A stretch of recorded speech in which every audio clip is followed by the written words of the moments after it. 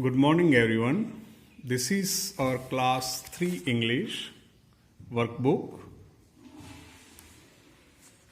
We will today learn the exercises of this chapter.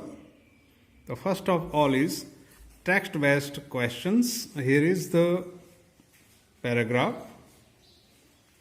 Chapter 2, Nina and the Baby Sparrow. So, there is the paragraph, and this one is one question. Who were just beginning to get feathers? The baby sparrows were just beginning to get feathers. So baby sparrows के जो feathers हैं वो उग रहे हैं, शुरुआत हो रही थी. Second, what sound do the baby sparrow make while crying? While crying, they make cheep cheep sound. Baby sparrows हैं, crying करते हुए cheep cheep sound करते हैं.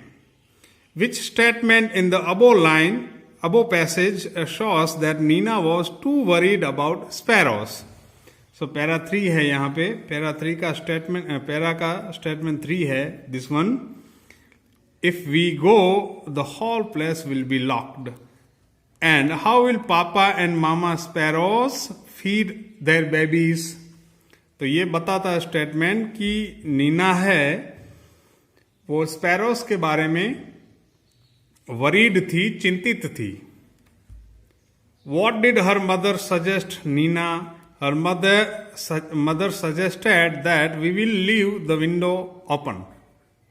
हम विंडो ओपन खुला छोड़ के जाएंगे. True, false. 1. Nina's uncle was getting married. False. 2. Nina did not purchase anything from the market. True.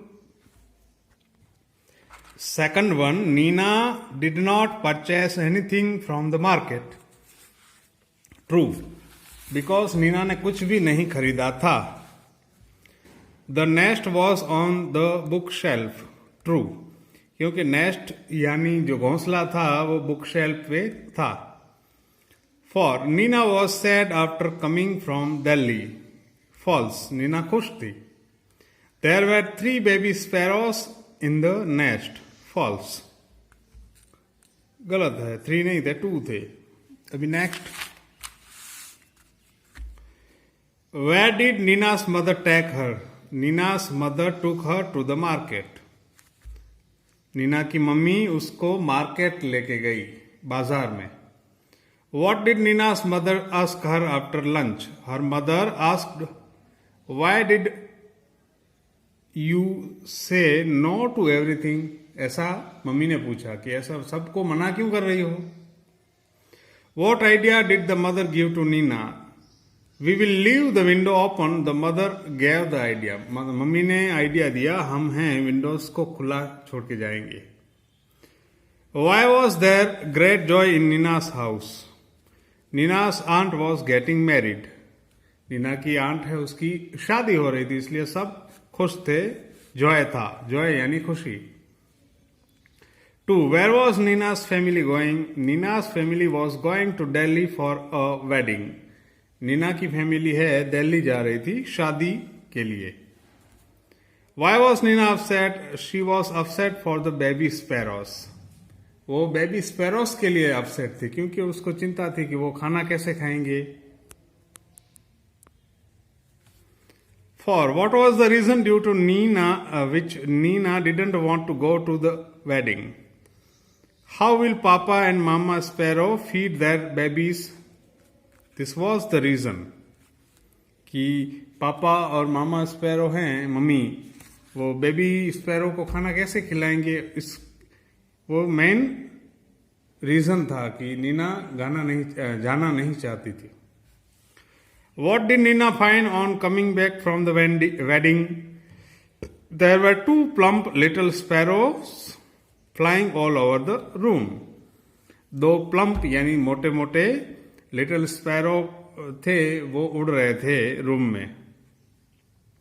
तो ये क्वेश्चन आंसर है. नाउ मैच है. एक्सेप्ट मीन्स अपार्ट फ्रॉम, मतलब सिवाय. बोदर, ट्रबल, परेशान करना। प्रॉब्लम, इश्यू, डिफिकल्टी, समस्या। आइडिया, सजेशन, सूचन, विचार। प्लम्प, फैट, चबी, मोटा।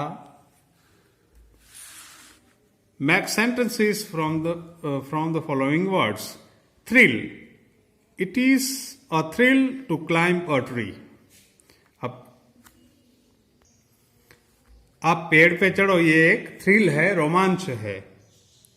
2. Perfect. This is perfect bike. कोई नई बाइक ले रहे हो, देखा तो वो हम बोल सकते हैं this is perfect bike. Lovely, she is a lovely girl. वो एक लवली गर्ल है, खूबसूरत लड़की है। either, you can either have T और कॉफी। आप चाय ले सकते हैं या कॉफी ले सकते हैं। इधर हियर ए आएगा, she is a lovely girl. Freely, you can play here freely. आप यहां फ्रीली खेल सकते हो। Right the Plurals of words. Baby तो बेबीज, डोर तो डोर्स, टीयर तो टीयर्स, स्पैरो तो स्पैरोस। तो ये प्लूरल है। प्लूरल यानी बहुवचन, यानी ज्यादा। दो या दो से ज्यादा हो उसको प्लूरल बोलते हैं, और एक हो उसको सिंगुलर बोलते हैं। Singular. Write question 4. Write down the opposite gender of the following words. Opposite gender यानी उसका उल्टा जेंडर। लड़की है तो लड़का, लड़का है तो लड़की। Aunt, uncle, mother, father, father in law, mother in law, brother, sister, nephew, niece. Use the prefixes un or dis to write the antonyms of the following words. Antonyms यानी उल्टे अर्थ वाले। प्रीफिक्सिस यानी जो वर्ड के आगे लग के उसका अर्थ बदल देते हैं, उसको प्रीफिक्सिस कहते हैं। जैसे encourage, discourage, respect, disrespect, lock, unlock, sap, unsap, real, unreal. Encourage यानी प्रोत्साहन देना, प्रेरणा देना। डिस्करेज यानी हतोत्साहित करना, उसको काम न करने के लिए ऐसी उल्टी बातें करना। बेचारा कोई भी आदमी हो, वो काम करने का उत्साह कम हो जाए। रिस्पेक्ट, आदर करना। डिसरिस्पेक्ट, अनादर करना, अपमान करना। लॉक यानी ताला देना, अनलॉक यानी खोलना। सेफ यानी सुरक्षित, अनसेफ यानी असुरक्षित। रियल यानी असली, अनरियल यानी जो वास्तविक नहीं है वो। Given below are the pictures associated with the story of Nina and Baby Sparrow. Taking hint from the pictures, write the picture story in your own words. ये स्टोरी आपको लिखना है अपनी ओर से।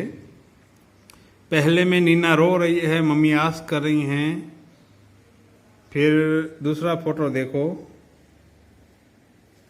इस तरह से आप स्टोरी नरेट करके अपनी तरफ से 5-7 सेंटेंसेस में लिख सकते हो। So this is the end of our this chapter's exercise. Read it carefully, listen it carefully. Good bye.